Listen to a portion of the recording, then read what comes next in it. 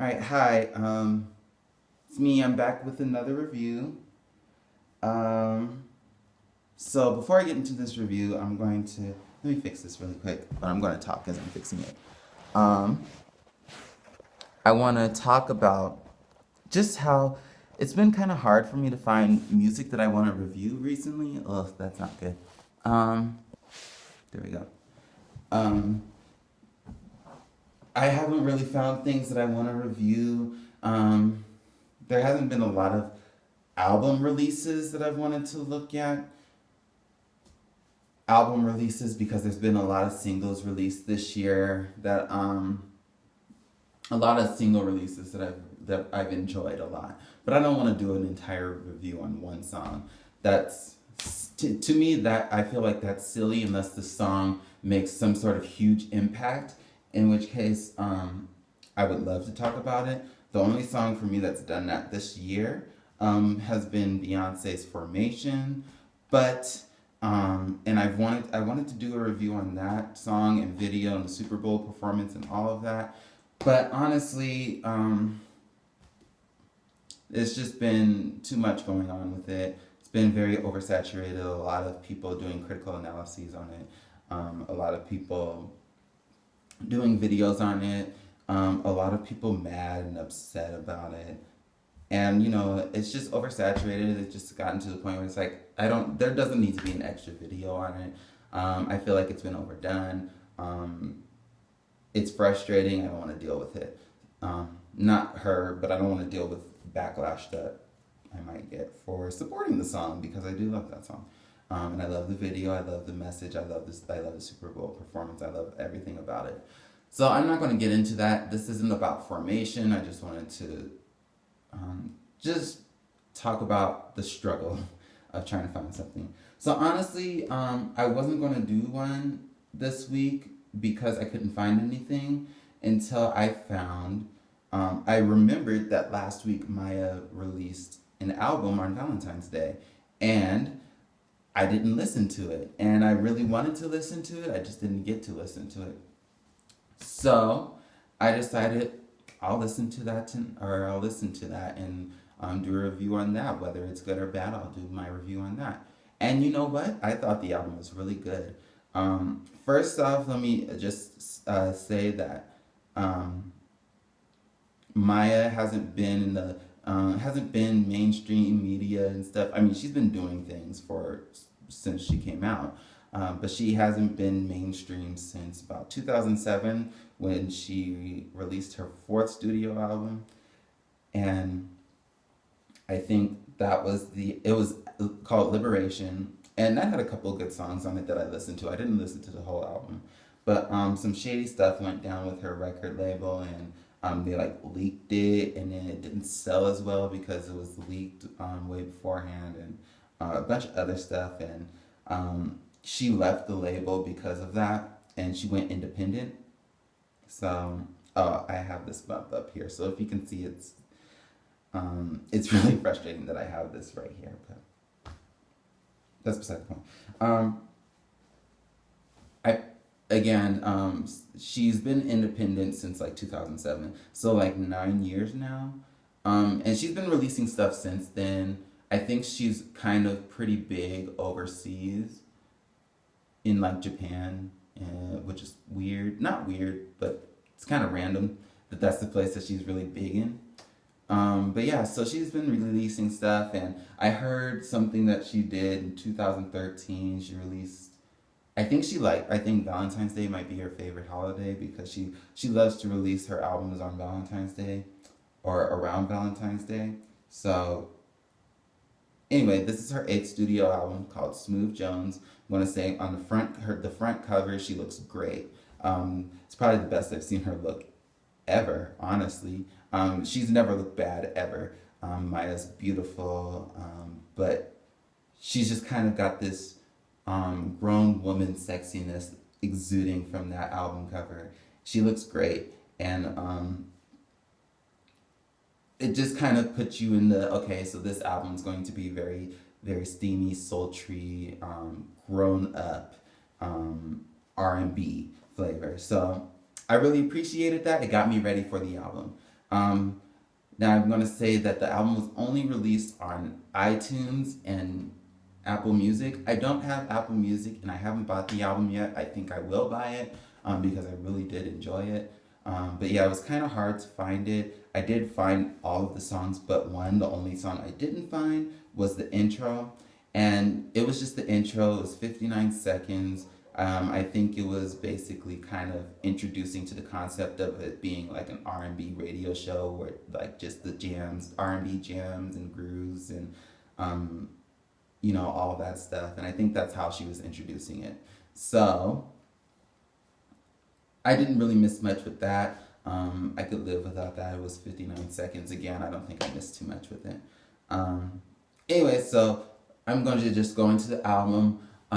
Most of the songs were over 4 minutes long, which I enjoyed. I love when a song is longer, especially if I'm really enjoying it, because for me, I want to keep listening to it. I want to keep just like loving what I'm hearing, and I just want to. I just like when I get into a song, I just get into it, and then I just kind of submerge myself into the song and just feel it. And for me, I love when I hear music like that because it's great. It's a great experience to just lose yourself in a song or in an album or anything. So at first, when I first started listening to the album, it was all right. Welcome to My World was a good song, not the best, but it was a good song. And then I got into Hold On and Elevator and Fire and Spoil Me. So those are the shortest songs on the album, and I really enjoyed them. But then I felt like they just ended, and I wanted them to go on longer because I really enjoyed the songs a lot. And but they just ended. They're all under 4 minutes. Elevator and Spoil Me are under 3 minutes, but Spoil Me being like 2 minutes and 15 seconds. So, it's once you start getting into a song and it just sort of ends, you're just like, oh, I just wish it was longer. So then after that, I really started super enjoying the album at Team U because that got to be over 4 minutes. And then Team U went into Coolin', and Team U was the song that she released on iTunes a few weeks ago, which is how I heard about the album with the pre-order. Then she released Coolin', which was co-written. She wrote everything on the album. She had co-writers for everything, but she had a hand in all of the songs. She wrote, and I think she's a writer, so that's not surprising. But anyway, she co-wrote it with Nikki Flores, who's worked with Demi Lovato, Keisha Cole, the Cheetah Girls. Who else? Ricky Martin, Jennifer Lopez on that Adrenalina song. What else has she worked on? Jordan Sparks' new album, she worked on Right Here, Right Now, that song, and she worked on a song with JoJo. And then that's about it. She worked with somebody that I'm not going to name, Nas, Christina Aguilera. So, she's worked with a few people. I really enjoyed the song Coolin'. I really liked it. Then we get into my two favorite songs on the album. The first being One Man Woman and the second being Circle of Life. They are both both of them after the title in parentheses is Old School Joint. And I listened to the songs and I'm like, okay, yeah, I'm getting an old school flavor from them. And I really enjoyed that. I really enjoyed that R&B old school flavor about them because this album was very much R&B, but it was very much R&B of the 2010s. And I'm not saying like the urban contemporary stuff that's been deemed like R&B music because the stuff that like Chris Brown and Bryson Tiller and them, what they're doing is not really R&B. It's more urban, contemporary, whatever that category is at the Grammys. So that's what they're doing. What people like Tyrese and Tank, Maya, people like that. I wouldn't say Jill Scott. I'd say Jill Scott's more soul. Um, Jasmine Sullivan. People like that. What they're doing is more R&B. Who else?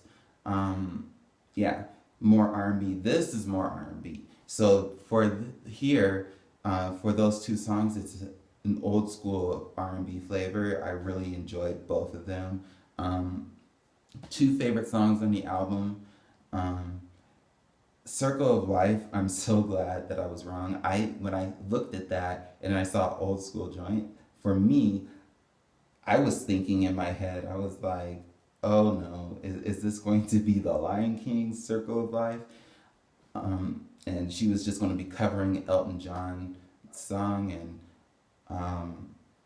I just was like, I can't do that. But luckily, it wasn't it. And I'm not saying I don't like the Circle of Life. I love the Circle of Life, but I don't want to hear Maya doing it on this. Like, it would have sounded completely out of place. It would have been silly for her to do it. So I'm so glad that I was wrong and that it was a completely different song, completely different concept. The song is all about love and relationships and stuff. And, I just enjoyed the album. I think my very favorite song was One Man, One Woman. I think her voice and the production on the song really worked well together. I'm going to play just a couple of seconds from it so you all can hear it. Let me see. History. Because I just listened to it, and again, I really enjoyed it. Come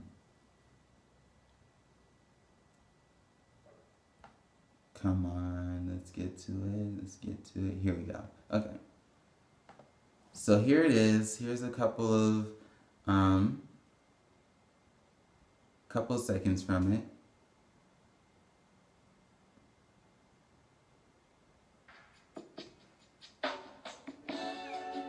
Okay, so you see it's very smooth, very groovy, very slow jam,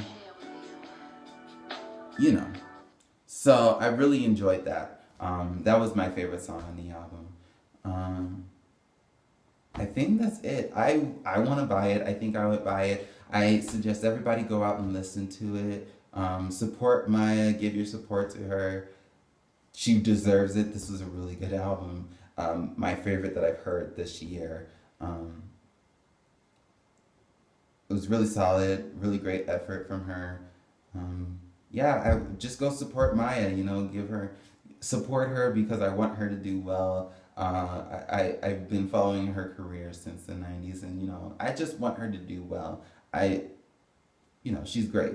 She's a great artist. She doesn't get the credit that she deserves. And I just wish people would give her the time of day again. I know her time is probably past, but I just wish people would give her the time of day. But no way, I'm not saying she's not successful, because she is. She said that she's made more money now than she has when she was on a label. But I just want to see her. I want her to be visible to everyone. I just want her to do well and people to buy her stuff in the masses. But yeah, that's it. That's my review. I suggest everyone go listen to it. I suggest you buy it. Find it on Apple Music. Buy it on iTunes. The songs are on YouTube. Listen to them. Just go out and give your support to Maya in any way that you can. This is a really good album, and she deserves it. So yeah, that's all for my review this week. And I will see you all later. Bye.